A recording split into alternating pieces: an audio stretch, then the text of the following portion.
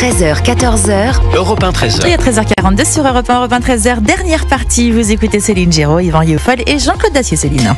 Et je voulais revenir sur cette information d'Europe 1. Le ministre de l'Intérieur, Bruno Retailleau, qui donc saisit la justice pour signaler une vidéo enregistrée puis publiée par l'imam Noureddine Aoussa.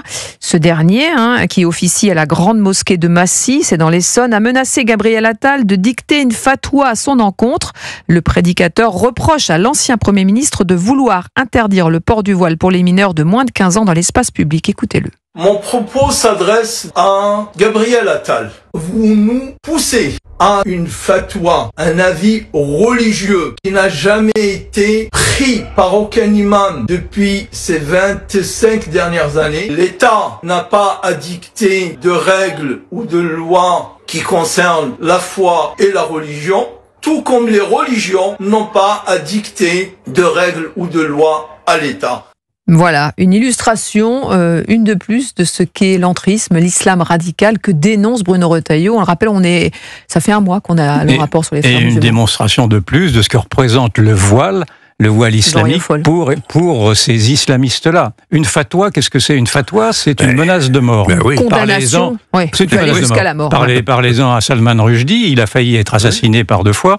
Le philosophe Robert Heidegger en France a subi une fatwa, il a dû pendant des années Samuel Paty, naturellement. Enfin, on pourrait faire la liste de tous ceux, oui, bien sûr, Samuel Paty, de tous ceux qui ont été menacés de mort. Donc, c'est une menace de mort qui est maintenant qui est postée sur des réseaux sociaux par effectivement une autorité séparatiste qui veut effectivement imposer une théocratie à une république laïque. Donc ça ne peut pas marcher.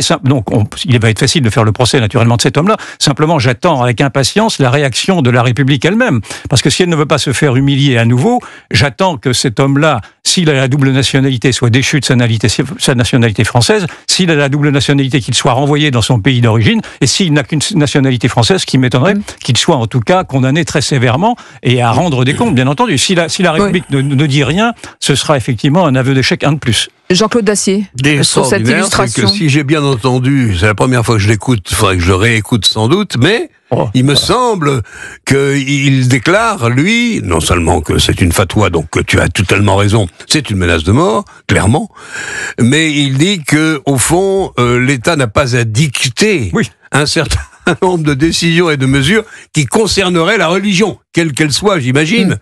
C'est pas...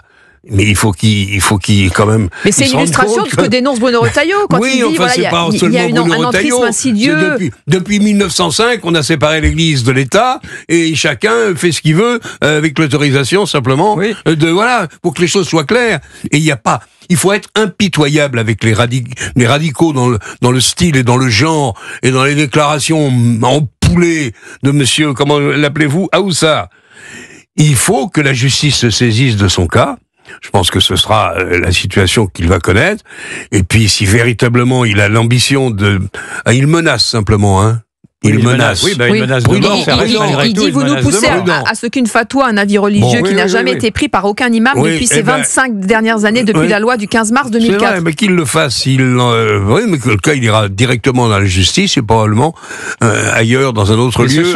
Après le jugement de la dite justice. Mais ce sont des déclarations qui alimentent ce risque de guerre civile qui est également décrit par beaucoup, dont je fais partie, parce que vraiment cette guerre civile viendrait à opposer en effet une vision théocratique à une vision démocratique. Mais non.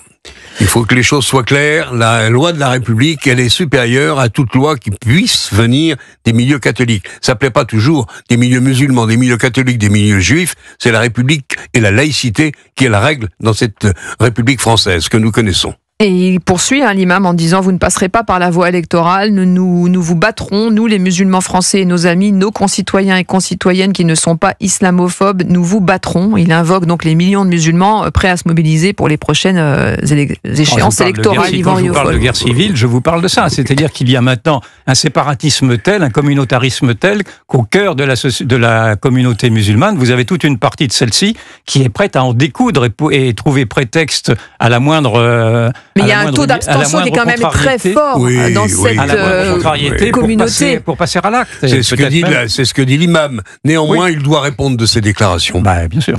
C'est le moins.